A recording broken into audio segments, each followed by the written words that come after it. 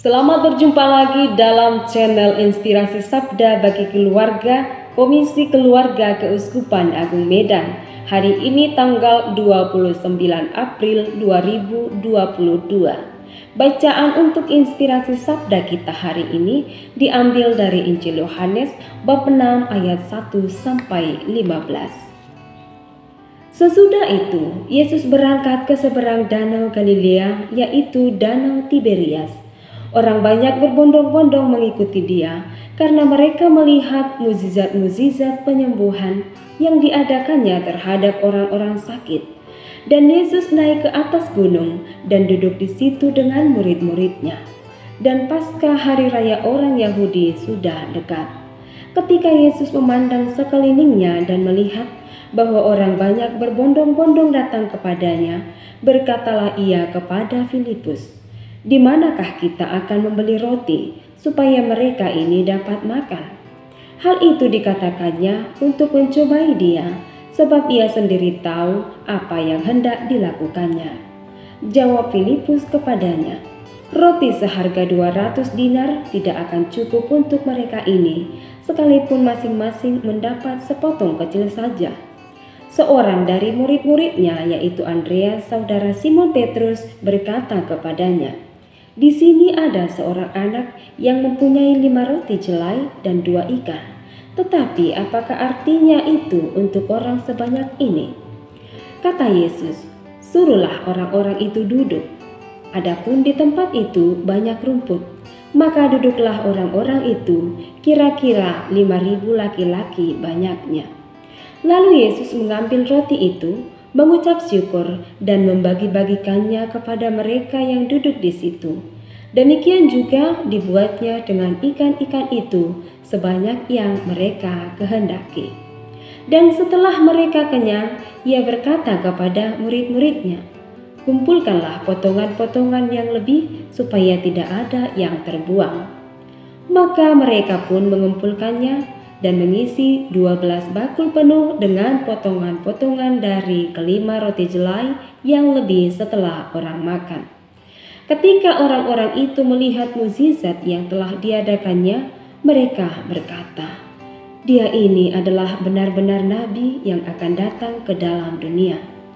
Karena Yesus tahu bahwa mereka hendak datang dan hendak membawa dia dengan paksa untuk menjadikan dia raja, ia menyingkir pula ke gunung seorang diri.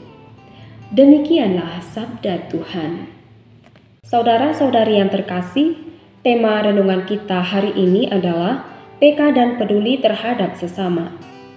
Kita pasti sering mendengarkan kalimat yang mengatakan bahwa manusia merupakan makhluk sosial, yang berarti bahwa manusia tidak dapat hidup sendiri. Manusia punya ketergantungan antara satu dengan yang lainnya. Teori ini sangatlah mulia untuk didengar, namun secara praktek nyata, tidak sedikit orang ternyata menaruh acuh tak acuh terhadap penderitaan sesamanya. Bisa dikatakan bahwa berbuat baik itu tidak selalu mudah untuk dilakukan. Ada tantangan yang muncul, baik dari diri sendiri maupun dari luar diri. Dari dalam diri sendiri dikarenakan oleh sikap egois yang masih melekat dalam diri kita. Diri sendiri tidak ingin direpotkan oleh masalah kehidupan orang lain. Kita perlu selalu menyadari bahwa sikap peduli pada sesama bukan tumbuh dan berkembang dengan sendirinya, tapi karena adanya pembiasaan diri yang selalu terus-menerus dipelihara dan dijaga, yang dimulai dari sejak dalam keluarga, sekolah, hingga sampai pada kalangan masyarakat. Melalui Injil hari ini, Yesus menunjukkan teladan berharga bagi kita tentang bagaimana sikap peduli pada sesama, terutama bagi mereka yang sungguh membutuhkan.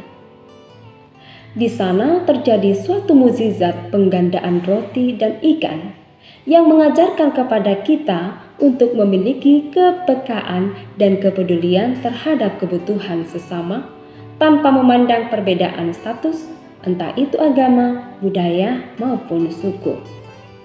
Hal ini tentu berlaku dalam kehidupan berkeluarga kita. Jangan hanya berfokus pada kekurangan yang kita miliki, karena hal tersebut akan menjadi penghalang untuk menolong sesama kita. Sadari bahwa perasaan iba tidaklah cukup. Kita harus bertindak untuk meringankan beban sesama kita.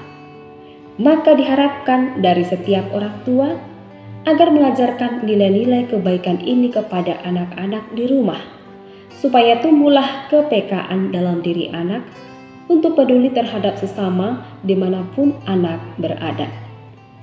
Tuhan sudah mengasihi kita terlebih dahulu. Marilah ungkapkan syukur kita atas kebaikan dan kemurahan hatinya dengan mau membuka hati untuk melayani istri, suami, anak-anak, dan sesama kita dimanapun kita berada dengan tulus dan penuh kasih. Terima kasih, Tuhan memberkati.